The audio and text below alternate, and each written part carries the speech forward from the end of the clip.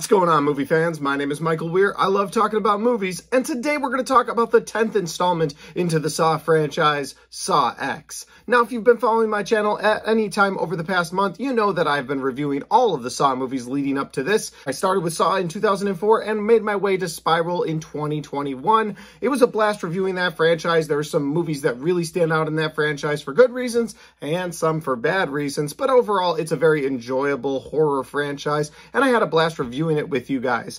That all led up to Saw X that released this past weekend, and I went and saw it at the drive-in, had a blast with it, made a quick TikTok review for it. You can check that out on my TikTok account. And as much as I wanted to review this movie right away for you guys, I lost my voice over the weekend. Some sort of cold that I had destroyed my voice, couldn't talk for a few days. So here we are, we're finally at the point where I'm not coughing every 30 seconds, and it's time to talk about Saw X. This is not retribution, it's a reawakening. Live or die, the choice is yours.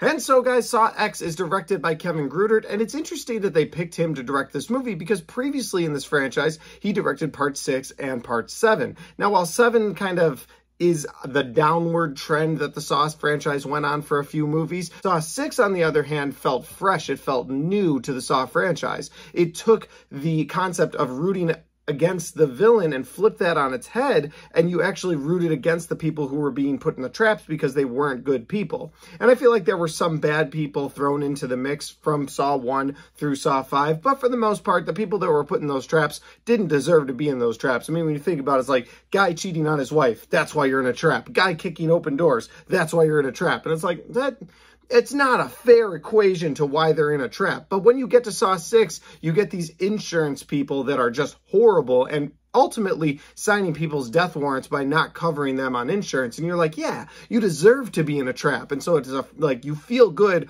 watching those traps for the first time, which is something that Saw X does. So getting into Saw X, you have the story of the Jigsaw killer, John Kramer, between parts 1 and 2. And in this movie, he is a man that found out he has cancer, found out that it's very critical, he's going to die soon, and he finds out from a friend, or supposed friend, that there's a team in Mexico that can help him with a miracle drug procedure where they can help him get through his cancer and he'll come out a changed and healthy man. Now, John Kramer's not very gullible. He goes through all these different websites, he researches to the best of his ability, and it seems like his only route. And since we'd previously seen in part 6 of this franchise that he was denied on his insurance, you can kind of understand that a man with his back up against the wall would be like, you know what? I'm going to try this out. I am going to give this a shot. And so he goes to Mexico. He trusts these people. They do a surgery on him. They tell him, live a long and happy life, John. He leaves and he feels good about life until he realizes that it was all a scam.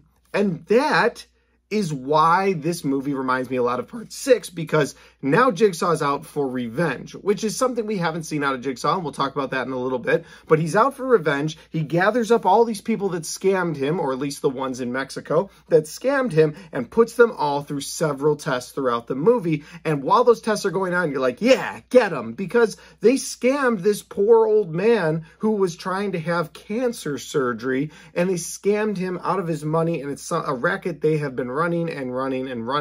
And so it was time for them to end, and it was time for Jigsaw to teach them all a lesson. And at one point, Jigsaw even tells them, this isn't retribution, it's a reawakening. And so he's teaching them a lesson that they need to learn because they've been scamming all of these poor, innocent people. But with that said, this movie has some likes, it has some dislikes, and we're going to talk about them right now. The first like I have for this movie has to go to my boy, Tobin Bell. The guy came out of retirement, basically. He's 81 years old. He comes out and drops a fantastic performance as John Kramer, as the Jigsaw killer, and he kind of looked like he was hobbling around throughout the entire movie. I didn't know prior to watching the movie that he was 81 years old. That blew my mind when I found that out a couple days later, but it also kind of made sense. It's like he looked frail, he looked fragile, because in real life, life, he's 81 years old. But in the movie, he's in his 60s, maybe 50s, somewhere in there. He's that old in the movie, but he has cancer, so it kind of makes sense that it's hard for him to get around. But overall, Tobin Bell kills it in this performance. You get to see a side of the Jigsaw Killer that I didn't think we'd ever get, an emotional side of the Jigsaw Killer.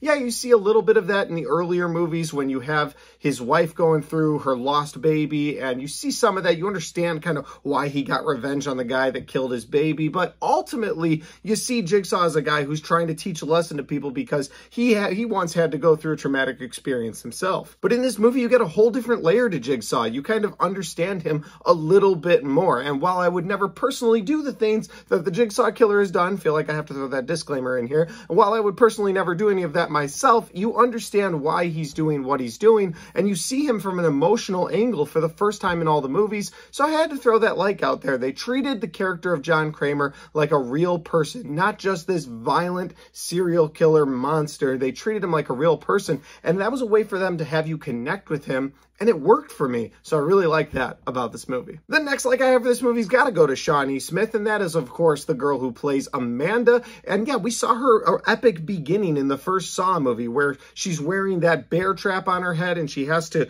cut the key to the bear trap out of her boyfriend, who she thinks is dead at the time. Turns out he wasn't. She was able to get that key, save her own life, and she learned a lesson that day, becomes Jigsaw's apprentice in the second movie, and then finds out she's part of another game in the third movie where she ultimately meets her demise. But with that said, watching Amanda in this movie is pretty awesome because you get to see another layer of the Amanda character as well. She's not as one-dimensional, terrified girl from the first movie, or you get to the second movie and all of a sudden she's the Jigsaw apprentice, and then in the third movie they kind of shoehorn in there that she has another drug addiction and Jigsaw has to teach her another game. But in this movie you kind of see her sympathetic with some of the victims that are in Jigsaw's game. Even though some of these victims in his games have done horrible things, Amanda feels for at least one of them, and you kind of see a break in the relationship between her and John Kramer. She'll say something to one of them, or she'll say something to him, and he'll kind of give her this look like, I'm going to put you in another game in the future. So having this context for why she's put in another game in the third movie makes more sense. I just think they handled Amanda coming back so awesome. Just like Tobin Bell, they handled it so great,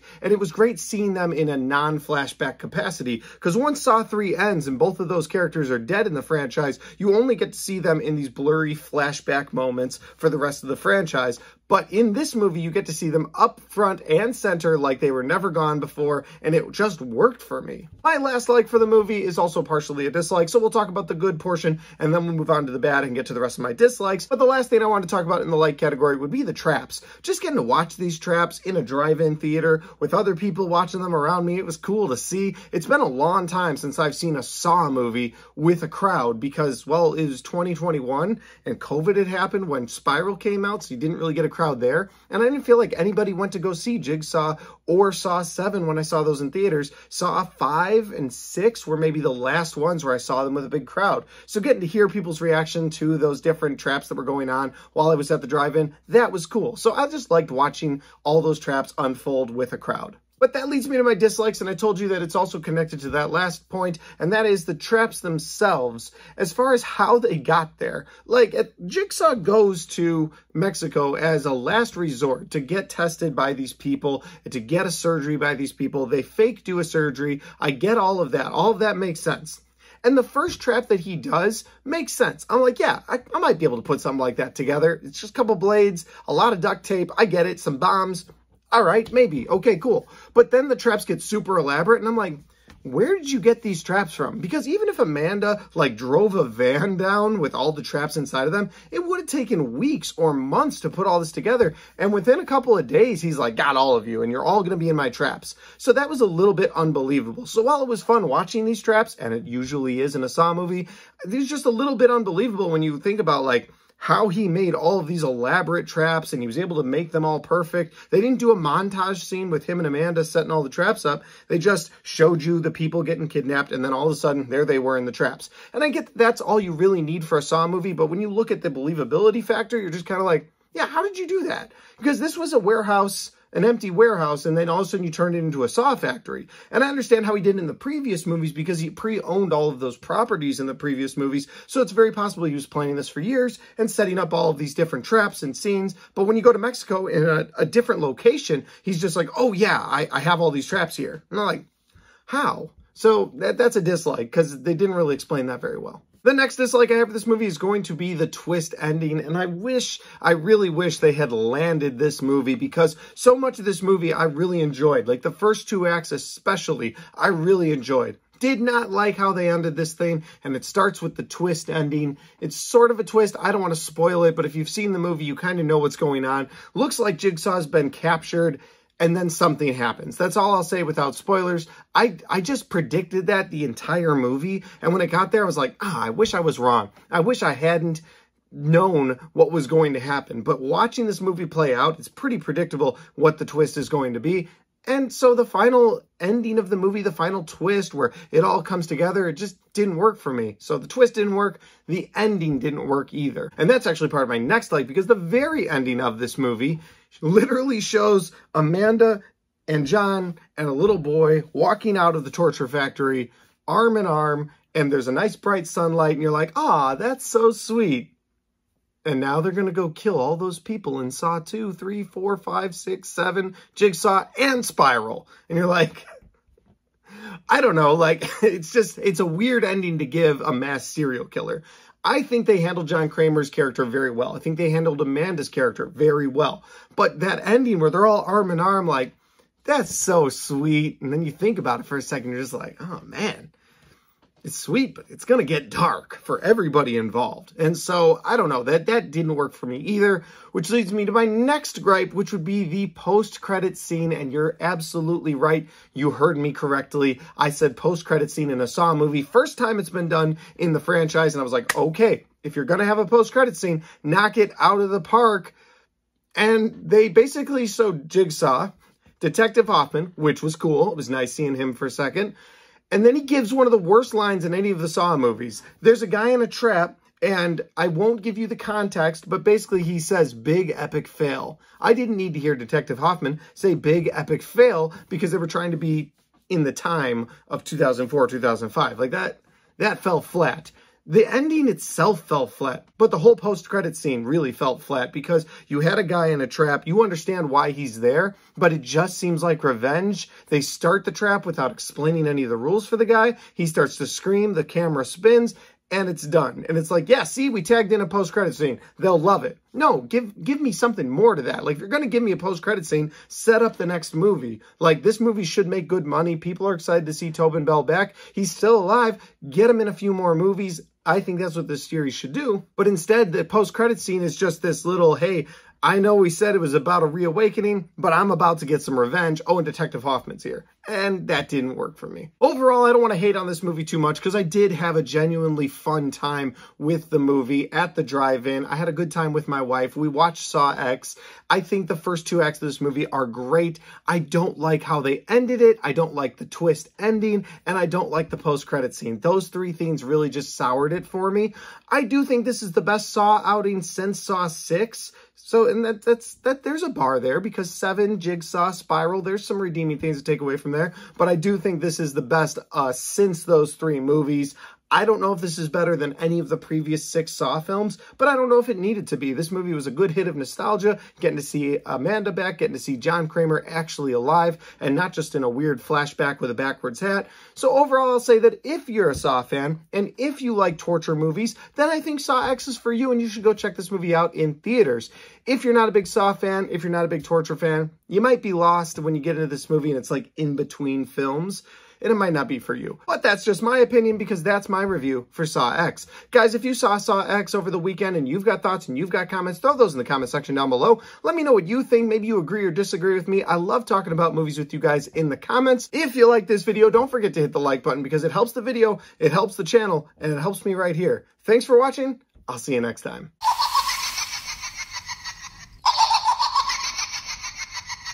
Alright guys, we get to the end of the Saw X review, and this was a good movie.